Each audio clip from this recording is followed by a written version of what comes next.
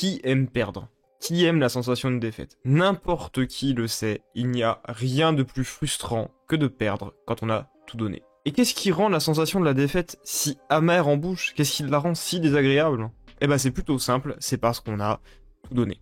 On peut pas faire mieux, on a fait tout ce qu'on pouvait faire, on s'est entraîné tous nos sacrifices, tout notre travail et tout, ça n'aura pas suffi. La personne qu'il y avait face à nous était meilleure, et ça on peut rien y faire. Mais contrairement à la victoire qui, elle, est un achèvement, qui est une finalité, la défaite, elle, c'est le début de nouvelles choses. Si la victoire c'est le sommet de la montagne, la défaite, ce n'est que le début. Et ça, il y a un combattant de Valkyrie Apocalypse qui l'avait bien compris, et ce dernier, c'était Kojiro Sasaki. Lorsqu'il s'agit de ce personnage, tout est à prendre avec des pincettes. En effet, encore aujourd'hui, les historiens eux-mêmes doutent de son existence ou non. Car oui, selon de nombreuses thèses et autres études, il serait en réalité un personnage créé de toutes pièces, pour renforcer l'importance du mythe de Musashi, un mélange des plus grands sabreurs de l'époque. Plutôt ironique quand on sait que dans le manga, ce dernier reproduit les techniques de tous ses pairs. Il y aurait de nombreuses anecdotes et histoires sur la vie de Sasaki, entraîné par Toda Seigen, instructeur à l'épée, un affrontement sur une île, affrontement d'ailleurs qui se termine très mal selon la légende puisque Musashi, arrivé en retard, taille une lame en bois dans une des rames et tue Sasaki avec cette dernière. Sasaki meurt donc avant d'atteindre la trentaine. Ça c'était pour le contexte historique. Maintenant on va en retourner sur le manga lui-même, sur Valkyrie Apocalypse, et à ce moment-là, l'humanité est dos au mur. Les deux premiers combats ont malheureusement résulté en une défaite. Lubu était le premier humain à affronter un dieu et à être reconnu par ce dernier, et Adam était le premier à mettre un dieu à genoux. Cependant, aucun des deux n'avait réussi à vaincre le dieu. Et c'est bien le problème.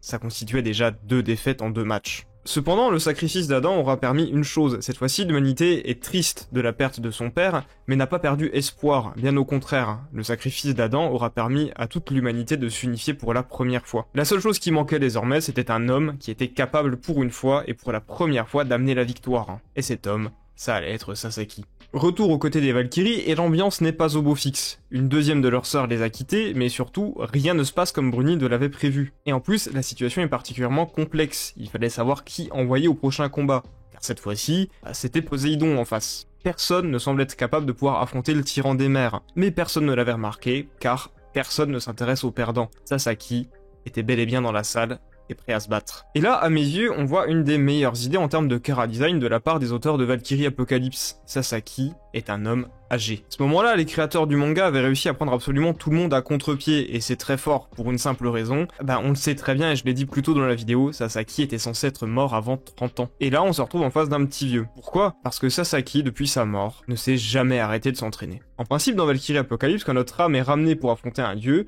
on est censé prendre notre forme la plus puissante. Sasaki avait donc une forme de vieillard, car sa forme la plus puissante, c'était la forme d'un homme qui s'était entraîné pendant des siècles dans le royaume des morts. Et à ce moment-là, il ne le savait même pas lui-même, mais il n'avait pas encore atteint le paroxysme de son art. La mise en scène est d'ailleurs plutôt ingénieuse à ce moment-ci. Poséidon est présenté comme l'antithèse de Sasaki, parfait en tout point, jeune, beau, inexpressif, vraiment aucun défaut. Là où Sasaki sera son opposé. Quand Poséidon arrive, les vagues rugissent, les gens le craignent. Quand Sasaki arrive, personne ne le remarque, la mer se calme et personne ne croit en lui. Vous voulez une information plutôt intéressante et assez sympa? Dans Secret of Character Design, qui est un espèce de petit manga annexe que les auteurs nous ont offert, on apprend que Sasaki est ridé parce que Sasaki est extrêmement expressif, et que c'est donc le visage d'un vieil homme qui a parfaitement profité de sa vie. Ça fait encore un contraste et une opposition à Poséidon qui lui a un visage parfait, un visage sans rides, un visage parfaitement inexpressif. Avec son introduction, Sasaki balaie tous les autres humains. Personne ne croyait en lui. Pourtant, ce simple geste du sabre le prouvait, il avait surpassé les hommes depuis bien longtemps. Il ne restait plus qu'à affronter le dernier challenge possible, vaincre un dieu. Et c'est là où frappe toute l'ironie de la situation.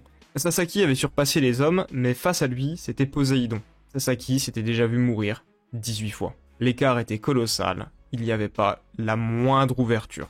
Et donc, pourquoi le combat ne se termine pas immédiatement, vous allez vous demander, et c'est une question parfaitement légitime, parce que Poséidon s'en fiche. Poséidon est un personnage particulièrement fier et orgueilleux, et pour cette raison, il n'y a aucune raison qui pousserait un dieu à avancer vers un humain, à avancer vers son adversaire.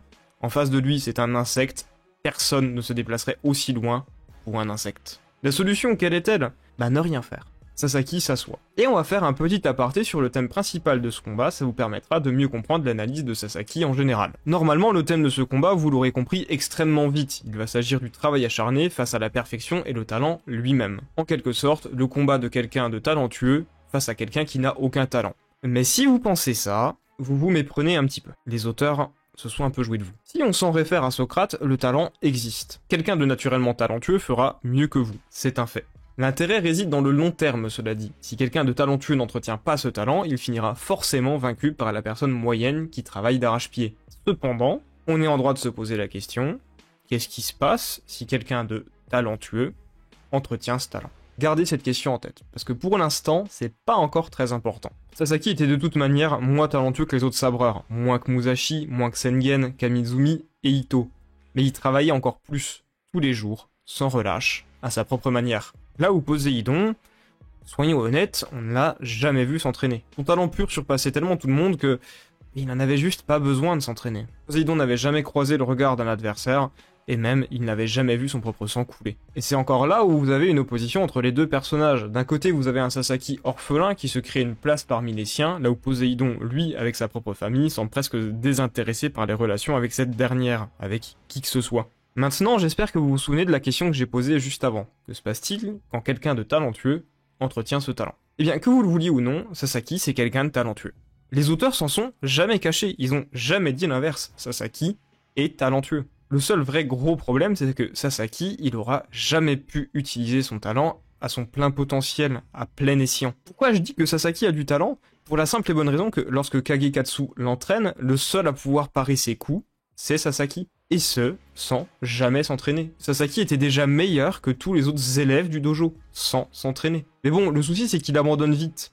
Et c'est là où Kagekatsu lui dit de se battre. Si on lui prend la lame, il doit utiliser les mains. Si on lui prend les mains, il doit utiliser les dents. Mais de sûr, il doit se battre jusqu'au bout.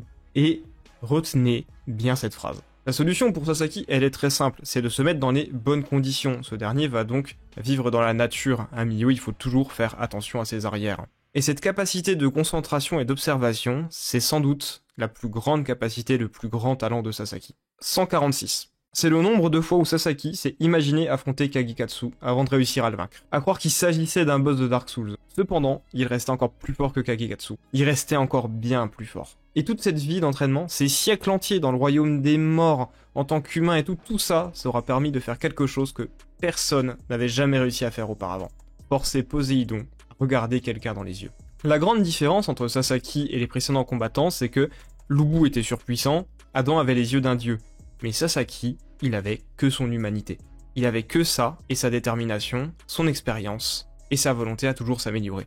Et Poséidon se met à siffler. Ouais, imaginez juste, vous êtes en train de tout donner face à un adversaire, et le mec se met à siffler parfaitement bien. Il n'est pas essoufflé, rien du tout. Il est en parfaite forme. Et c'est là où vous comprenez, c'est que le début du combat. Poséidon passe à la deuxième vitesse. Première blessure du combat, et là on voit ce que c'est que le niveau d'un dieu. Un seul coup avait balayé les centaines d'années de travail de Sasaki. Et à ce moment-là, on réalise que c'est Poséidon qui perdra.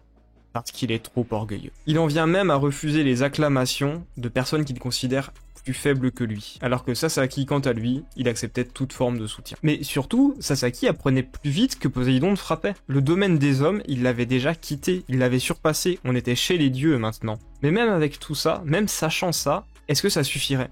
Malheureusement pour Sasaki, c'était pas n'importe quel dieu face à lui, c'était Poséidon. La lame de Sasaki se fait briser, et normalement, à ce moment-là, dans un vrai combat, c'est game over, vous êtes fini, vous êtes mort. Mais pour le coup, pas vraiment. Encore une fois, c'est l'orgueil de Poséidon qui le mènera à sa perte. Il aurait dû terminer ce combat lorsqu'il était encore temps. En quoi c'était une erreur? Parce que ça laissait à Sasaki tout le temps de s'améliorer. De passer derrière lui, il se souvient de sa mort, d'à quel point il voulait continuer à se battre, de s'amuser. Sasaki sourit franchement en se souvenant de sa vie. Poséidon n'était pas parfait, car tout ça, il n'aurait jamais pu le vivre dans son palais doré. Raisonnant donc avec cette nouvelle volonté, sa Valkyrie lui permet de faire ce qu'il voulait faire. Se battre encore un petit peu plus, se battre jusqu'au bout. Cette fois-ci, Sasaki avait deux lames, comme Musashi. Sasaki n'était plus une imitation, il était devenu l'incarnation des efforts de l'humanité. Il arrive à blesser le dieu immaculé.